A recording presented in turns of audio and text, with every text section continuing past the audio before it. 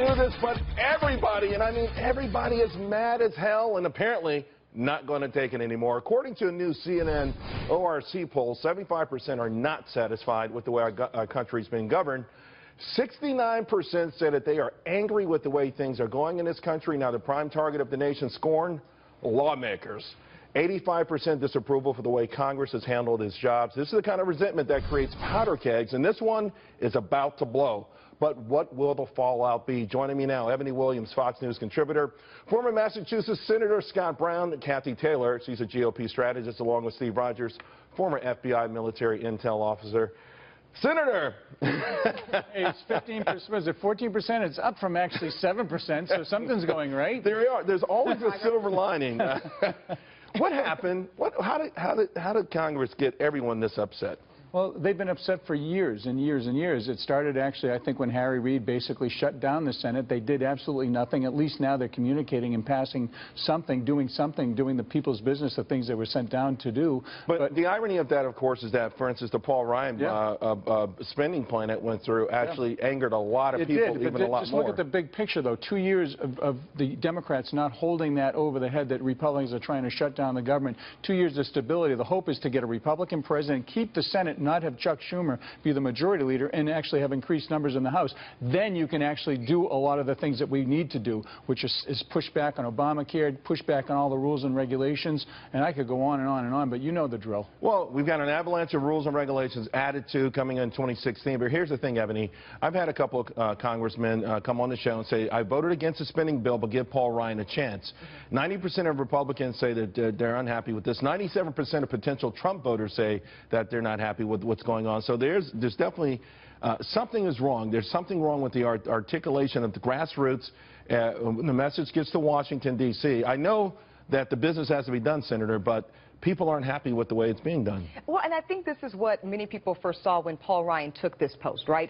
You know, going into it very, staunch and principled guy. It's hard to get the job done, though, when you don't make those kind of compromises. And so while people are disgusted and fed up with the stalemate, the kind of gridlock that has labeled Washington politics for a while now, then when they see it moving in a way that doesn't satisfy their political palate, they're still outraged. So quite frankly, it really becomes a rock and hard place situation. It may be a rock and a hard place, but I can tell you this, Cathy, if this is a third world country, whoever was in charge should either be packing their bags, right, trying to get the next flight out, or maybe, getting their military ready to fight off some sort of Arab Spring. I mean, we have some kind of revolution, I think, brewing, and I think, to Senator Brown's point, it's been coming a long time, but I think the rubber's hit the road.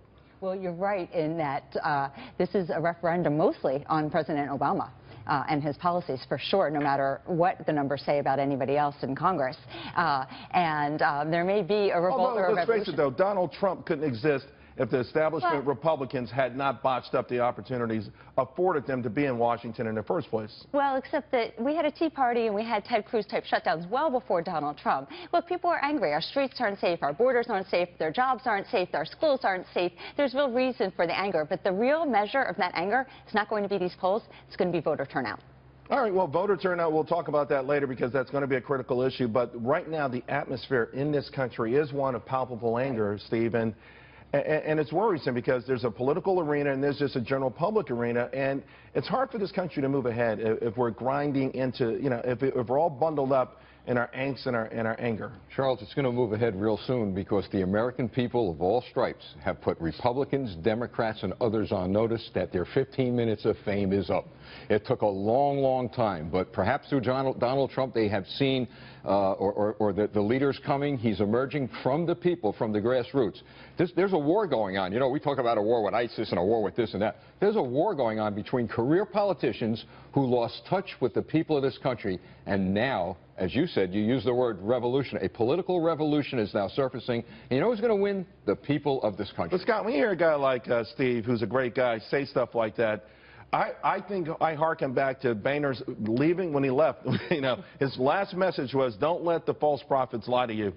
Is Washington built a certain way that no matter what the Trumps of the world or the Bernie Sanders of the world promise, they won't be able to go down there and be rulers, absolute rulers. Of course they're not going to be rulers. We have a check and balance system. You have 3 branches of government, and Donald Trump will have to get along and do things with people he doesn't like. And he'll, just assuming he wins. Let's say anybody wins. Right. And part of the problem is, quite frankly, is the divisiveness that this president has put forth with the American people. Us versus them. Have-nots. You have the Elizabeth Warren 99% versus 1%. You could go on and on with the dividing and conquering of the people in this country. Senator, will there be a ripple effect? I believe there will be. If Trump gets elected president of the United States, I don't believe it's going to end there. I think you're going to see senators and congressmen get picked off left and right. What does that even mean, picked off? Well, I believe, I'll tell you what it means. It means that they're going to lose their careers, their career politicians. These guys in Washington... Well, Rubio's not a career politician. He's in there, he's running for one office, and he's running for president. Senator, with all due respect, all right, the people of this country are suffering because of politicians of all stripes. I'm a Republican, and I'm the first to say that the Republican Party let me down. And I believe there are a lot of Democrats that feel the same way. If you could look into the eyes of the American people and tell them, look, you're better off than you were 4 years ago, then you know what? Then I'll pack my bags. Yeah, I've never said people are better off. And they're not better off because, as what you were saying, because of this president, the lack of leadership on foreign policy, the lack of coordination on any type of economic recovery. We could go on, and it starts from the top. And I think it's also fair to say, though, we are talking about 2 separate people who are angry for not getting what they want, which is the polar opposite. So maybe the extremes have become the majority.